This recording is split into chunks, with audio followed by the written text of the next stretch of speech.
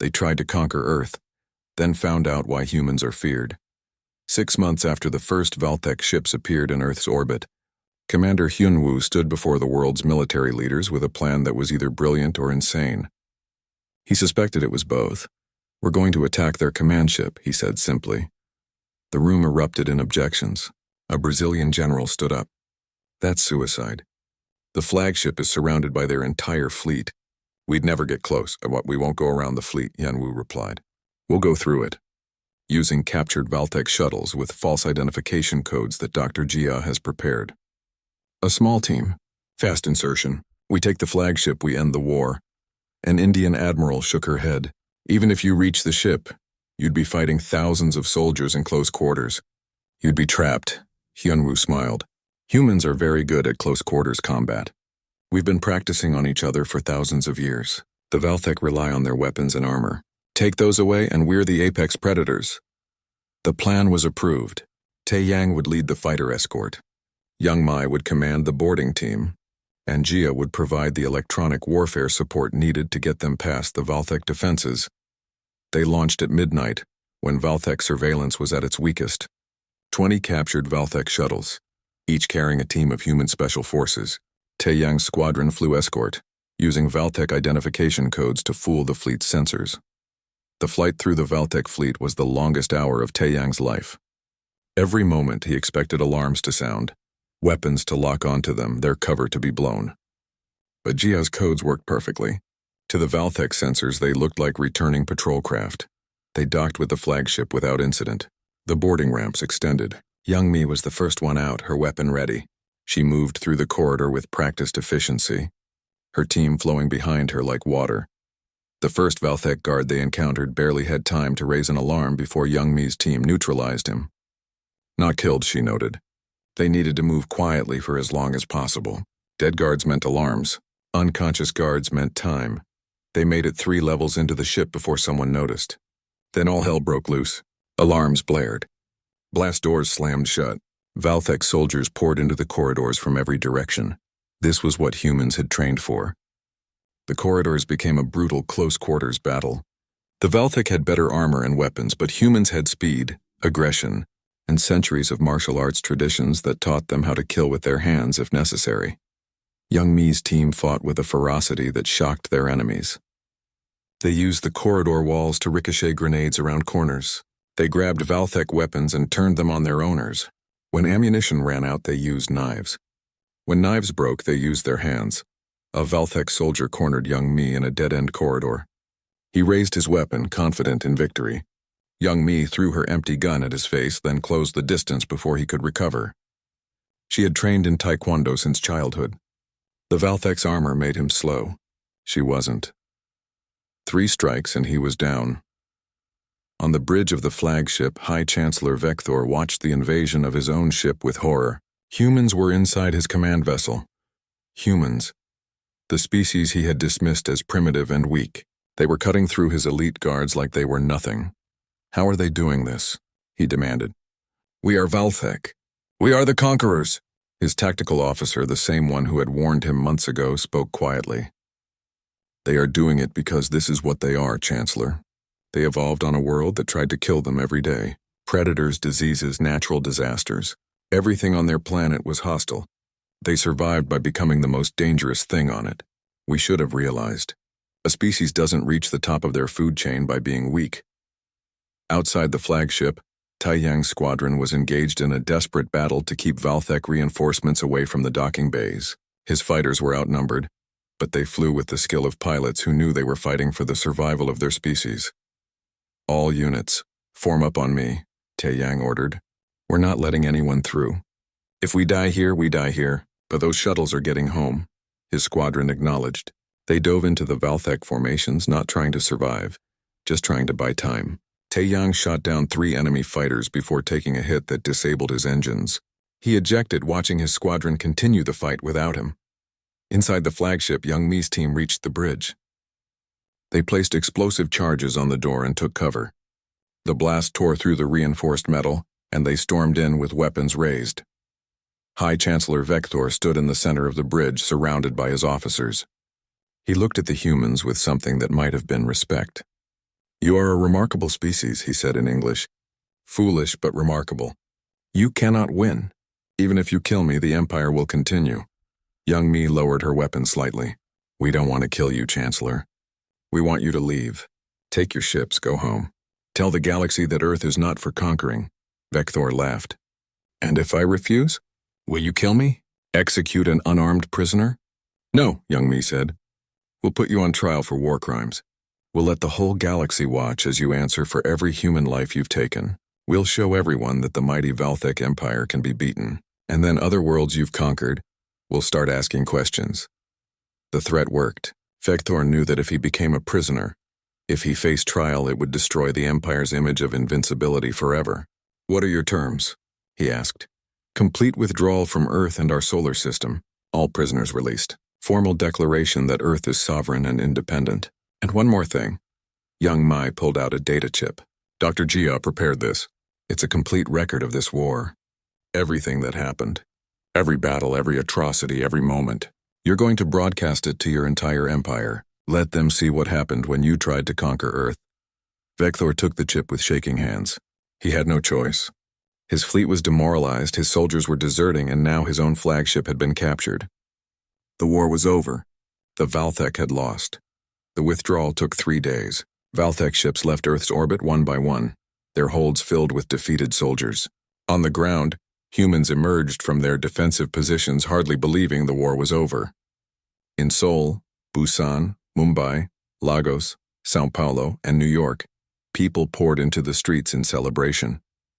Nari stood on a rooftop in Busan, watching the last Valthek ship disappear into the sky. Her team was with her, tired and scarred but alive. We did it, she said quietly. We actually did it. Donghyun broadcast one final message to his millions of followers. This is it. The last stream from the war we won, not because we were stronger, but because we refused to lose. Remember this day. Remember that humans can overcome anything if we stand together. Dr. Jia received a message from Korval, the Valthek officer that Nari had released. You were right, it said. This war was not worth fighting. I have resigned from the military. Many others are doing the same. Thank you for showing mercy when you did not have to. Captain Tae Yang was recovered from space by a rescue shuttle. He had spent 6 hours floating in the void, watching the battle end from afar. When they pulled him aboard, the first thing he asked was, "Did we win?" They told him yes, and he finally allowed himself to sleep. Commander Hyunwoo gave a speech to Earth's unified command. We survived because we were willing to do whatever it took. We turned our planet into a fortress. We turned our people into soldiers. We showed the galaxy that humanity will not bow to conquerors. But now we have a choice. Do we become what we defeated? Do we build an empire of our own? Or do we try to be something better? The question echoed across Earth. Some wanted revenge, wanted to chase the Valthek and make them pay. But most just wanted peace. They had proven their strength. Now they could choose how to use it.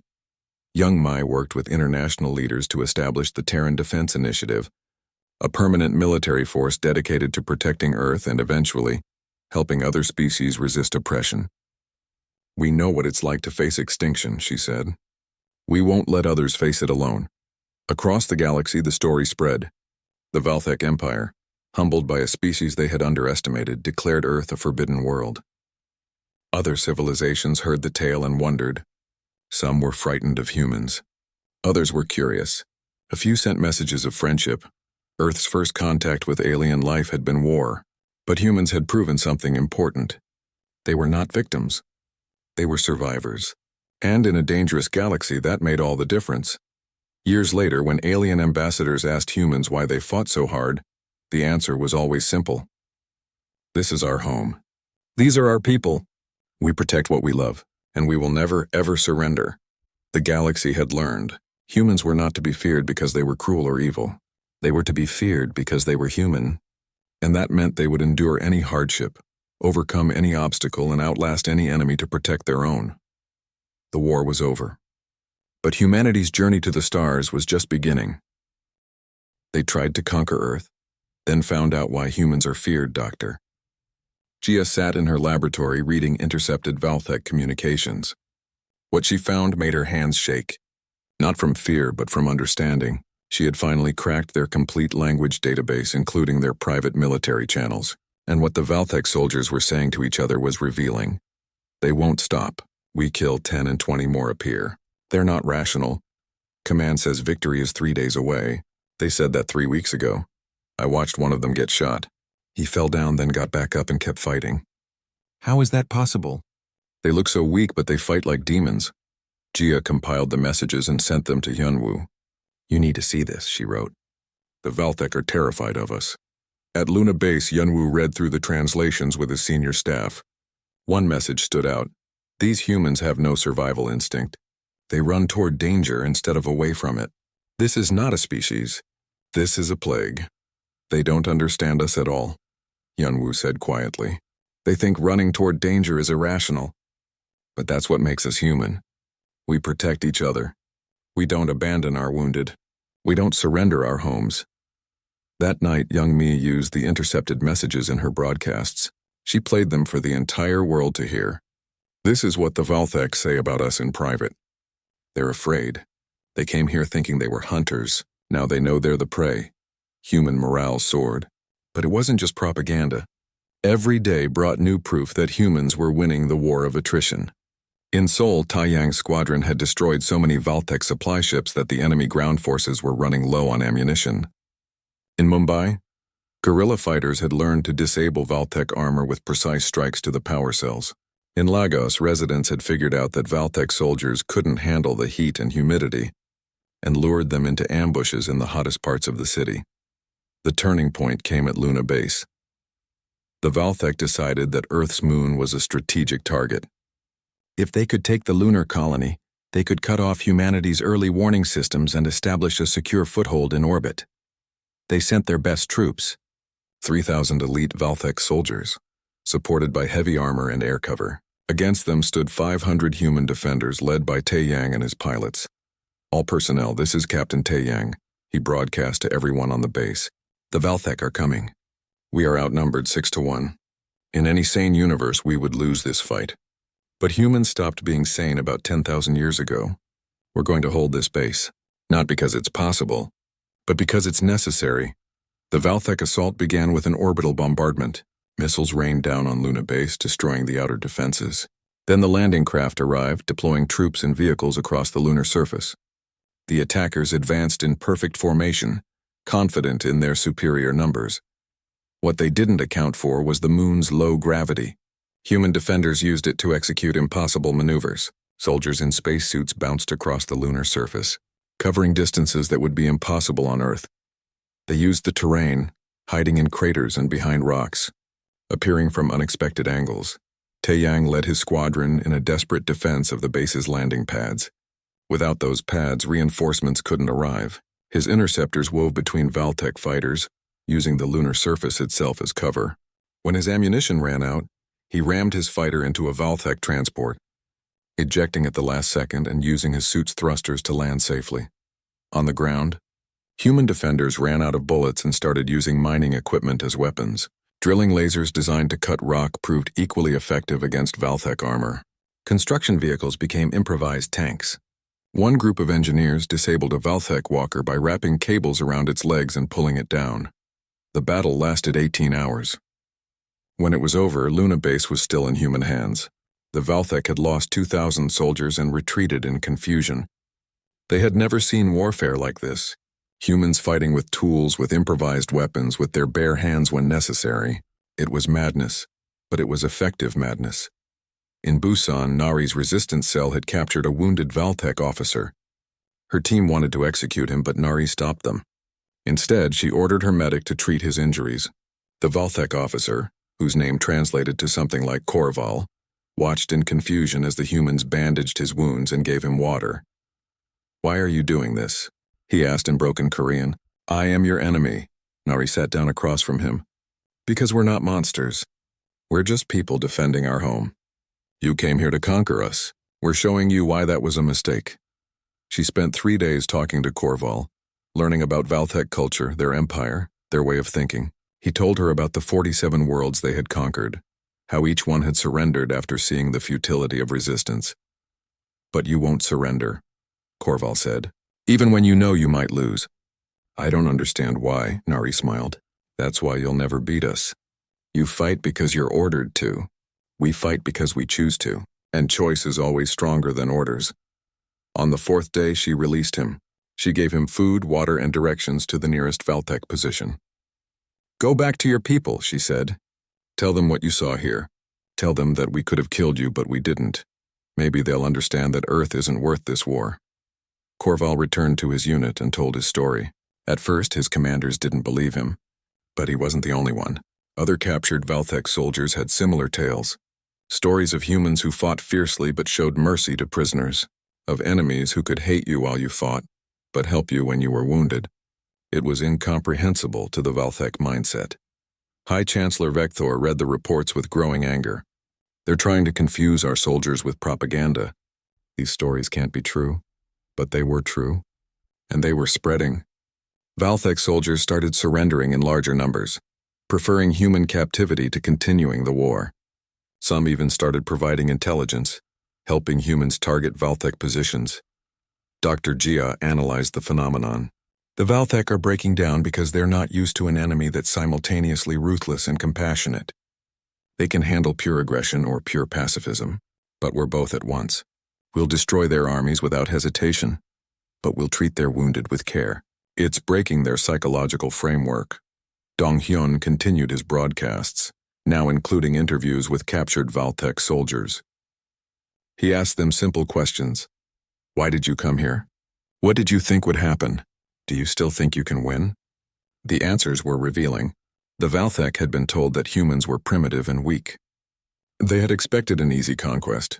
Instead, they found a species that had turned warfare into an art form over thousands of years of practice.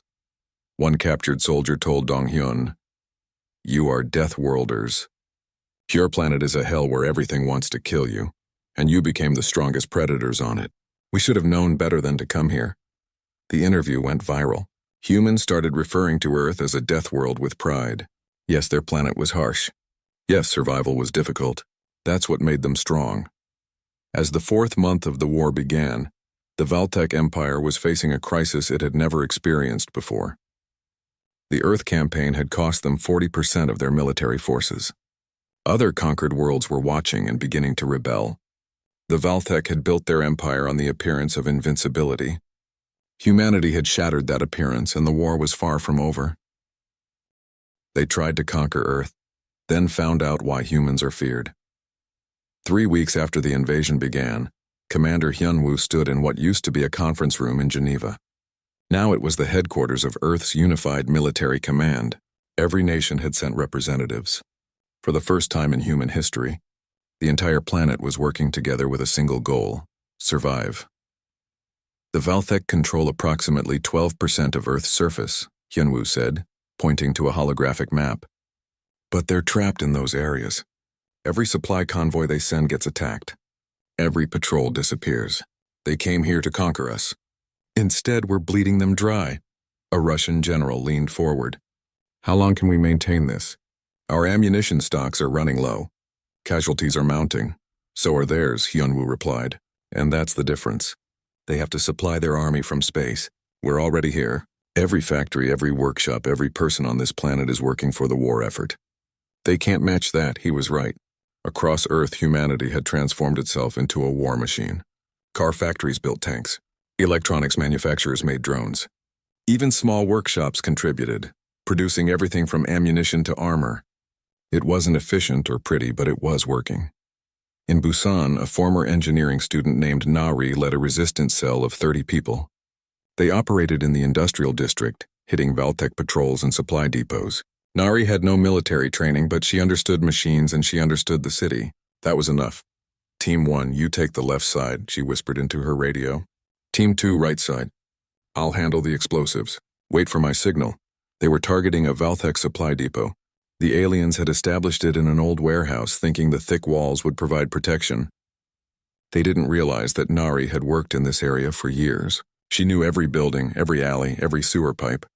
Her teams moved into position. Nari climbed through a ventilation shaft she had used as a shortcut when she was a student. She emerged inside the warehouse behind stacks of Valtech supplies. 2 guards stood near the entrance, their backs to her. She planted the explosives carefully, setting the timer for 5 minutes.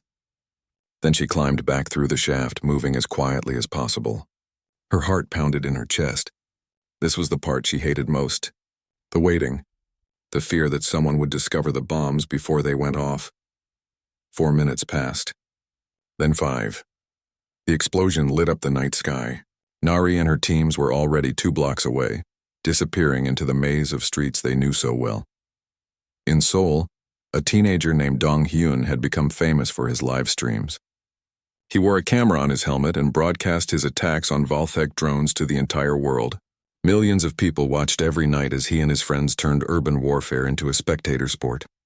"Okay, everyone, target acquired," Dong Hyun said to his camera, pointing at a Valthek surveillance drone hovering near a destroyed building.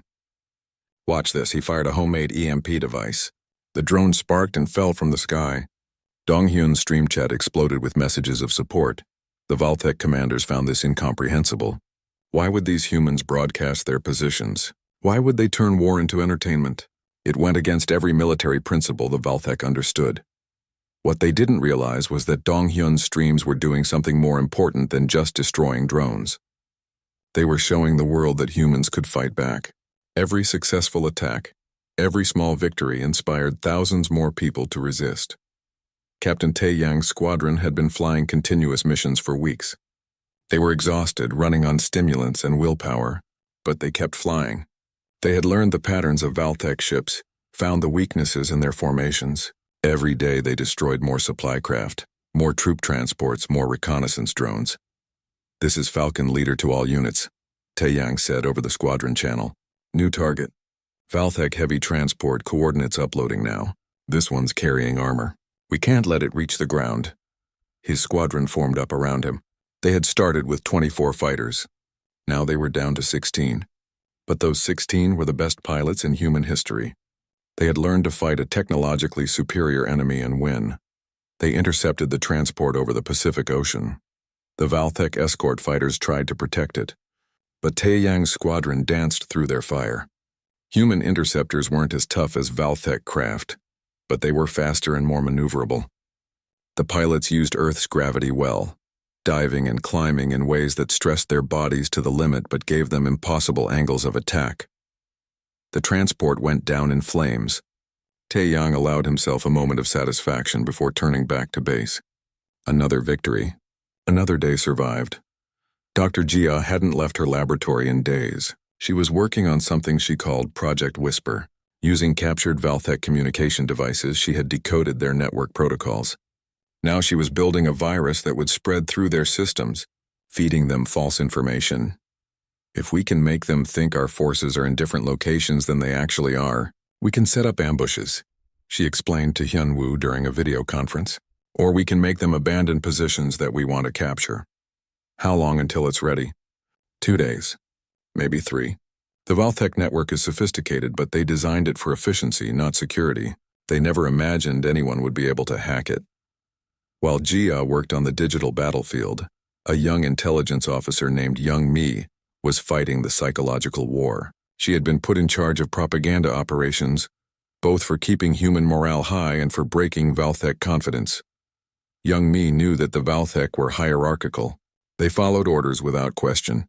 So she started broadcasting messages directly to Valthek soldiers in their own language, questioning why they were dying for a war they couldn't win. "You came to Earth thinking we were weak," her broadcasts said. "But you're the ones trapped here. You're the ones dying every day. Your commanders tell you that victory is coming. But how many of your friends have died waiting for that victory? Go home, we will let you leave. Just go home." The messages were having an effect. Valthek desertion rates started to climb. Soldiers who had never questioned an order in their lives began to wonder if maybe the humans were right. Maybe this war was unwinnable.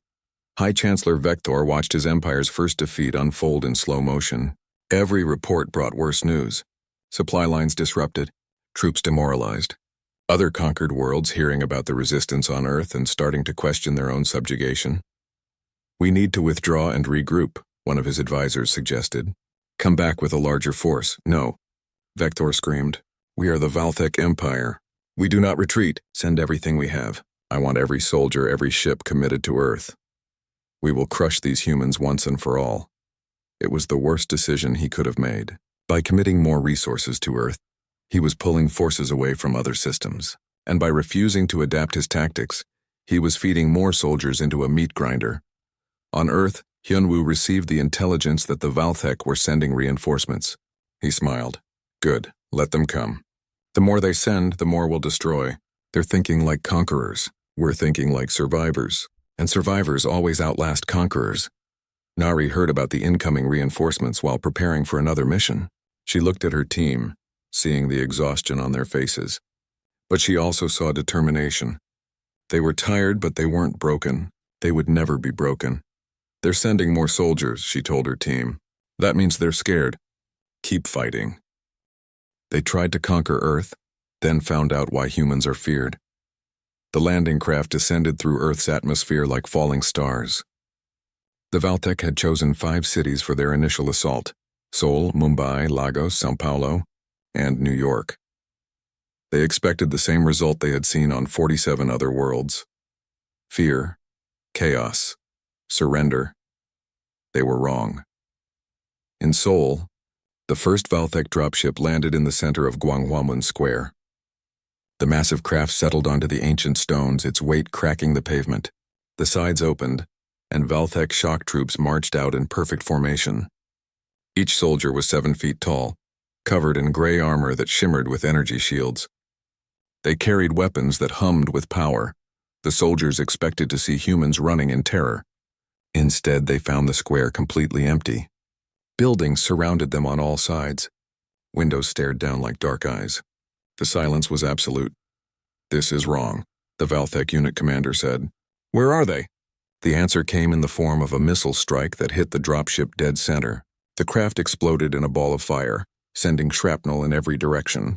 The Valthek soldiers activated their shields just in time, but the blast knocked several of them off their feet. Contact! Contact! The commander screamed into his communicator. We are under attack! From the rooftops, Taeyang watched through his targeting scope. His interceptor hovered in stealth mode 3 blocks away, weapons armed. Around the square, dozens of Korean military units waited in prepared positions. All units fire at will. Hyunwoo's voice came through the command channel. Make them pay for every inch. The battle for Seoul had begun. The Valthek soldiers tried to form a defensive perimeter, but bullets came from everywhere. Windows, rooftops, sewers, parked vehicles. The humans had turned the entire city into a weapon. The Valthek shields held against the small arms fire, but they drained power quickly. The soldiers needed to advance, to take cover, to do something other than stand in the open. But they didn't know where to go. Their training had prepared them for enemies who fought in formations, who followed military doctrine. These humans fought like ghosts, appearing and disappearing, never staying in one place long enough to target. In Mumbai, the story was similar. The Valthek landed near the gateway of India, expecting to capture a symbolic location. Instead, they found themselves in a maze of narrow streets filled with millions of people who had no intention of surrendering. Molotov cocktails flew from windows. Barricades appeared in minutes, built from cars and furniture and whatever else people could find. A Valthek soldier tried to order a group of civilians to disperse. The civilians responded by throwing rocks. When the soldier raised his weapon, an Indian army sniper took him down from half a mile away. In Lagos, the Valthek landed in a market district. The noise and chaos of millions of people conducting business didn't stop just because aliens had arrived. Vendors continued selling goods. People continued moving through the streets. When Valthek soldiers tried to establish order, they found themselves surrounded by crowds that simply refused to acknowledge their authority. São Paulo turned into an urban guerrilla nightmare. The Valthek had intel that suggested this city was huge but poorly defended. They were right about it being huge. They were wrong about everything else. Brazilian forces had years of experience dealing with urban crime and insurgency. They knew every trick. The Valthek soldiers found themselves trapped in favelas where every resident knew the terrain, and they knew nothing. New York was where the Valthek suffered their worst surprise. They landed in Times Square, expecting the spectacle of capturing such an iconic location would break human morale. Instead, they found themselves facing the New York Police Department, the National Guard, and about 8 million extremely angry New Yorkers who took the invasion personally. Back in space, High Chancellor Vector watched the reports coming in from the ground forces. Nothing was going according to plan. His commanders were requesting reinforcements. Some units had stopped responding entirely. In the first hour of the invasion, the Valthek had lost 3 dropships and hundreds of soldiers. How is this possible? Vector demanded. They are a primitive species. They barely have space travel. His tactical officer, a veteran of 20 conquest campaigns, looked at the data with growing concern. Chancellor, they are using unconventional tactics. Our soldiers are trained for battlefield confrontation. These humans are fighting like prey animals that refuse to accept they are prey. Then send more soldiers. Crush them. Yes, Chancellor, but sending more soldiers just meant more targets. In Seoul, Tai Yang led his squadron in hit-and-run attacks on every Valthek position.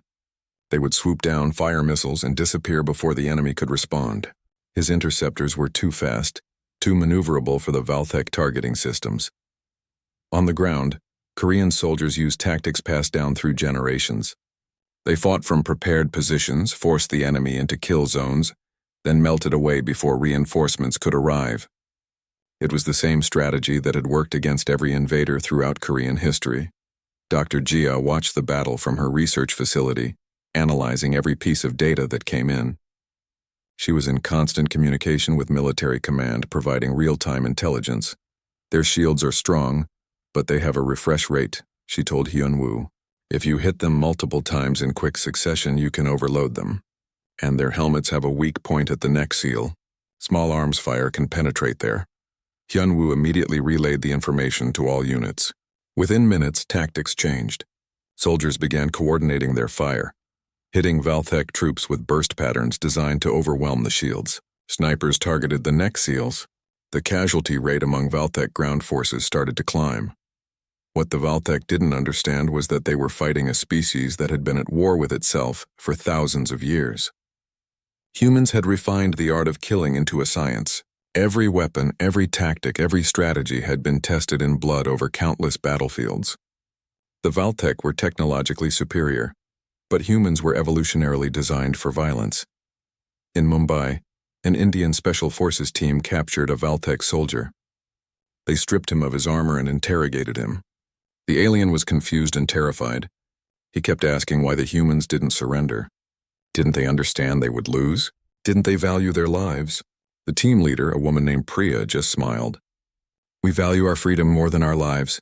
You should have learned that before you came here. By the end of the first day, the Valthek held small footholds in each city, but they were surrounded and under constant attack. Their supply lines were being harassed by human air forces. Their communication networks were being jammed. Every time they tried to advance, they walked into ambushes. High Chancellor Vector convened an emergency meeting with his war council. The holographic displays showed maps of Earth, with Valthek positions marked in red. The red zones were tiny islands in seas of hostile territory. We have lost 4,000 soldiers, one commander reported. In a single day. That is more than we lost in the entire conquest of the Dravek system. Vector slammed his fist on the table. They are humans! Weak, fragile, short-lived creatures. How can they resist us? No one had an answer. The Valthek Empire had built its power on a simple formula. Arrive with overwhelming force, demonstrate superiority, accept surrender. It had worked every time. But humans weren't playing by those rules.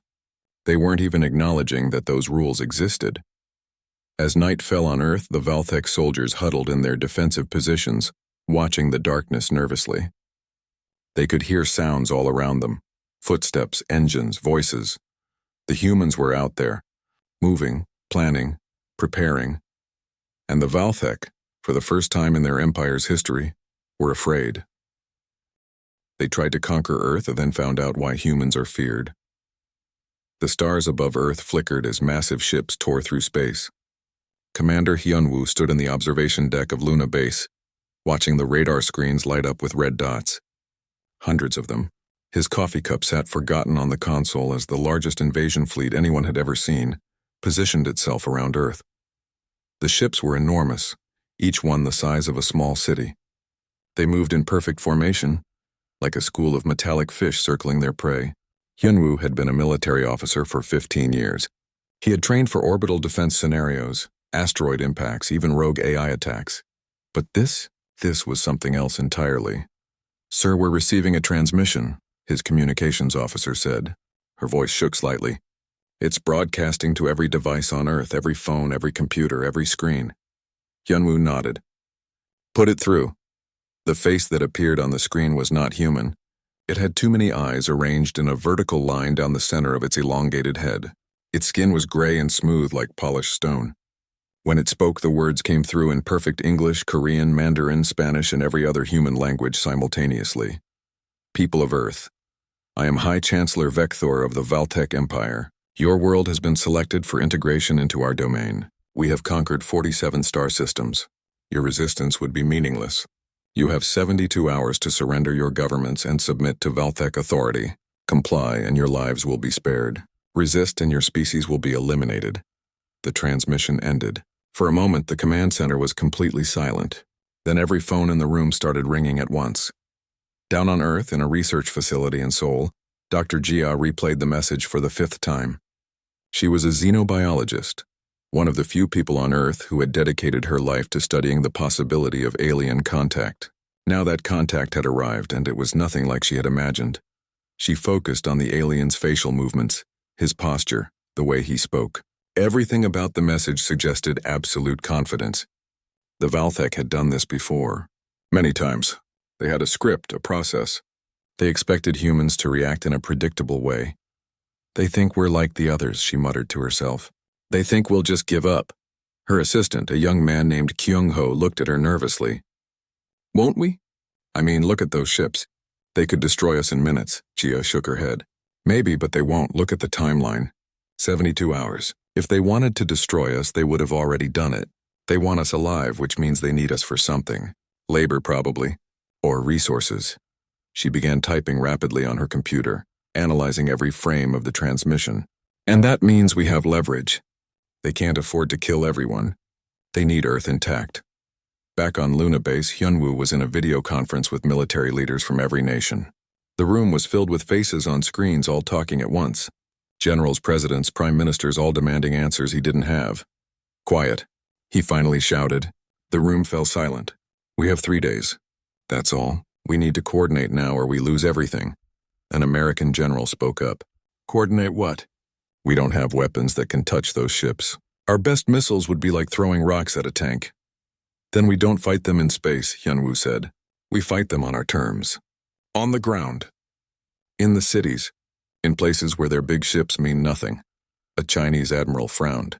"You're talking about letting them land? That's suicide." "No," Hyunwoo replied calmly. "That's strategy. Every invasion in human history has failed for the same reason. The invader thinks they've won after the first battle, but the real war hasn't even started yet. Ask Napoleon about Russia. Ask the Americans about Vietnam. Ask anyone who tried to hold territory against people who didn't want to be held." Captain Tae Yang listened to the discussion from his fighter bay. He was strapped into his cockpit, running pre-flight checks on his interceptor. Around him, his squadron was doing the same. They were the fastest pilots in the Space Defense Force, trained to intercept missiles and destroy orbital debris. Now they would be fighting aliens. "All pilots, attention," Tae Yang said over the squadron channel. "I know you're scared. I'm scared too. But remember your training. These ships are big, but big things are slow. We're fast. We're small. We're going to make them regret coming here." His wingman, a pilot named Bo-Ra, laughed nervously. "You really think we can hurt them?" "I don't know," Tae Yang admitted.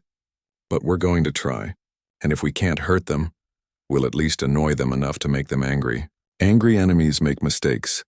The 72 hours began to tick down. Across Earth, people reacted in different ways. Some panicked and tried to flee to remote areas. Others gathered in the streets demanding their governments fight back. Still others simply went to work, refusing to acknowledge that anything had changed. In Seoul, the streets were crowded but orderly. People moved with purpose, stocking up on supplies, checking on family members, preparing for the worst. The Korean people had survived invasions before. They knew how to endure. Jia worked through the night studying the Valtech transmission with her team.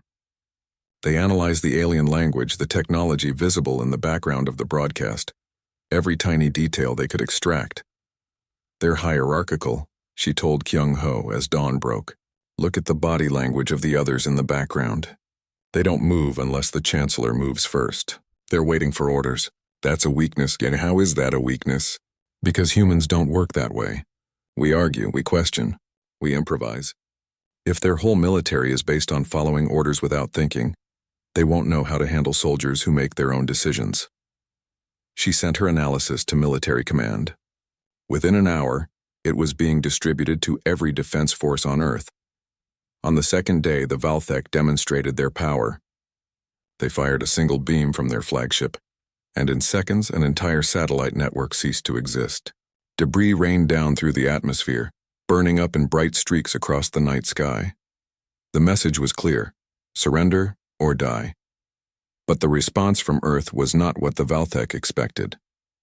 Instead of panic, instead of government scrambling to submit, the answer came in the form of every military base on the planet going to full alert.